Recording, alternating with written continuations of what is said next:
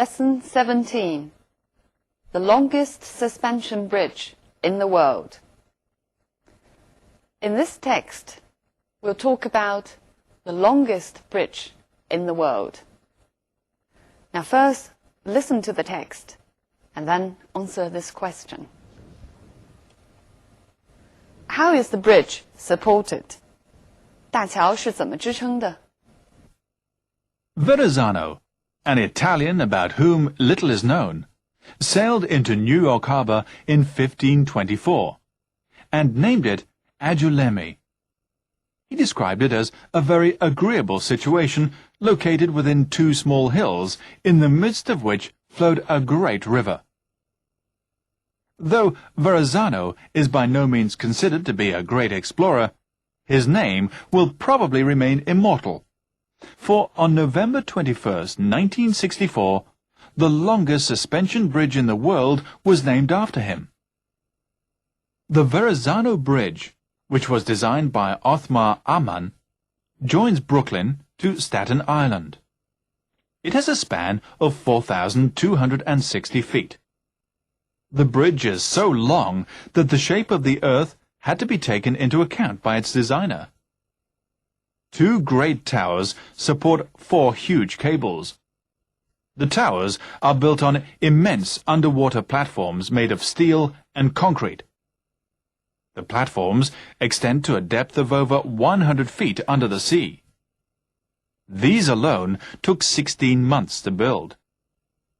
Above the surface of the water, the towers rise to a height of nearly 700 feet. They support the cables from which the bridge has been suspended. Each of the four cables contains 26,108 lengths of wire. It has been estimated that if the bridge were packed with cars, it would still only be carrying a third of its total capacity. However, size and strength are not the only important things about this bridge. Despite its immensity, it is both simple and elegant, fulfilling its designer's dream to create an enormous object drawn as faintly as possible. Okay, now can you answer this question? How is the bridge supported? Right. Two great towers support four huge cables, from which the bridge is suspended. 两座巨塔支撑着四根粗大的钢缆，钢缆呢又悬挂着大桥。这篇课文向读者介绍的是世界上最长的吊桥，所以它在风格上力求叙述清晰，在内容上呢着重突出的是桥的规模。我们再来看一下课文的结构。第一段先向我们讲的是这个桥的名字的来历。第二段呢，先向我们交代了一些基本事实，就是桥的 designer、location、span and the difficulty of designing， 然后才详细叙述桥的构造。这个呢是从 tower 到 cable 再到 platform， 最后呢回到设计者，以这个桥实现了设计者的梦想来做结尾。Right. Now we'll look at the language points. He named it Angoulême. Name 在这里做动词，把它取名为什么？课文后边呢 name 作为动词又出现了一次。The longest suspension bridge was named after him.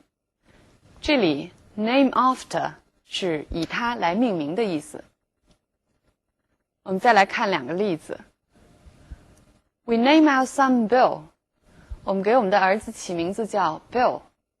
而这句中 Bill was named after his grandfather， 意思就是 Bill 是以他祖父的名字命名的。A very agreeable situation. If we describe a place with agreeable, it means pleasant or comfortable. 适宜的，舒适的。If we describe a person as agreeable, it means easygoing. 形容人呢，就是说随和的。In the midst of means in the middle of, in the middle of a place or a time. 但课文这句话呢是说 in the midst of two hills, 在两座山的中间。Verrazano is by no means considered to be a great explorer. 这里 by no means 就是说绝对不能。By no means 这里的 means 其实是 way 的意思。再比如 means of transport 其实就是交通工具、交通方式。Now look at this example. He is by no means a bad kid. 就是说 he is not at all a bad kid. 那么 by no means 还可以这样表达 He is not a bad kid by any means. And look at this example. May I bring my boyfriend to the party? 我可以回答 by all means means please do. 就请带来吧。如果 by all means 出现在对话当中，对方向你提了一个要求，你如果回答 by all means， 意思就是说没有问题，当然可以。His name will probably remain immortal. Immortal 永生的。这句话当中的意思就是他的名字会流芳百世。它的反义词就是 mortal， 会死的。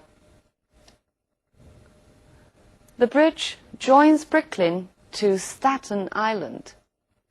Join to 把 Brooklyn 和 Staten Island 连接，相当于 connect to. The shape of the earth. Now please notice the earth here is not the planet Earth, nor the soil, but the land. 这里 earth 既不是地球也不是泥土的意思，而是指相对于海洋的大陆或者说地表。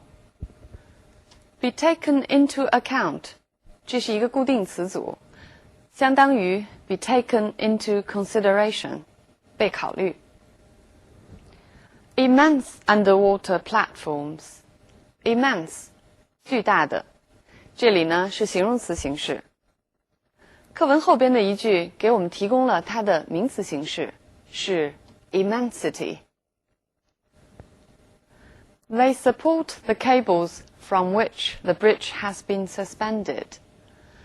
Suspend from 意思就是 hang from 悬挂着。同样，课文的标题呢也给我们提供了 suspend 的名词形式 suspension. These alone took 16 months to build. Alone 这里和 only 意思是相同的，单单是这些就花了16个月的时间。但是注意用 alone 的时候，它只能放在修饰的名词后边。Look at these two sentences. 用 alone 的话就要说成 She alone can decide what to do. 如果用 only 就要放在修饰的名词前边 Only she can decide what to do, which means nobody else can do it for her. Were packed with cars. Be packed with means be full of. Fulfilling its designer's dream. Fulfill one's dream. 注意这个搭配，意思是实现了什么人的梦想。An enormous object drawn as faintly as possible. Faintly means lightly, unnoticeably. 不容易注意到的或者轻的。课文里呢是相对于 enormous 桥的这个巨大规模而言的，用细线条勾勒的意思。这篇课文为了生动表现桥的巨大规模和它庞大的载重量，尤其注重使用动词和表达度量的名词的搭配，而不是用我们惯常所见的用系动词、be动词再加上表示度量的形容词这种方式。我们来看看课文当中的例句。说到桥的跨度，用了 It has a span of。说到桥的深度，用了 extend to a depth。动词 extend 和表示深度的名词 depth 相搭配。如果按照我们上边说的第二种方式，这句话就会表达成 The platforms are over 100 feet deep under the sea。说到桥的高度呢，也是同样 The towers rise to a height of nearly 700 feet。这句话当然也可以说成 The towers are nearly 700 feet high。讲到长度 Each of the 4 cables contains 26,108 lengths of wire。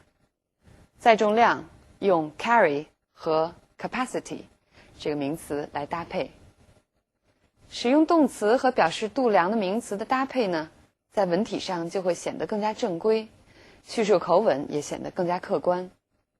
此外呢，动词本身就表达了一定的力度，这样可以直接的指涉表达度量的意义。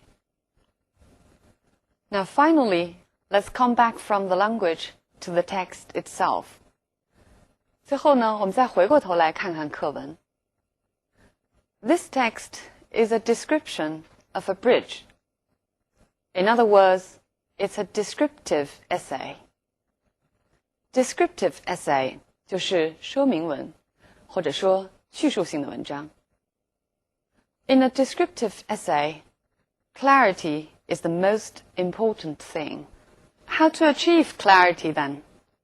怎么才能做到叙述的清晰呢？ One tip is that you need to be consistent in describing things. 就是说，叙述的方向一定要统一，尤其是在描述一个事物的结构或者位置的时候。No matter which direction you take, you need to follow that direction all the time. 除此之外，一个简要的介绍 a brief overview might be very helpful. 就像课文的第一段所做的那样。但是这种说明文体容易写得枯燥乏味，为了避免这一点呢，我们需要组织一些有趣的材料，借以呢对整篇的文体加以调节。就像课文的结尾 The designer's dream adds some interest to the whole essay. All right, so much about descriptive essays. I'll see you next time.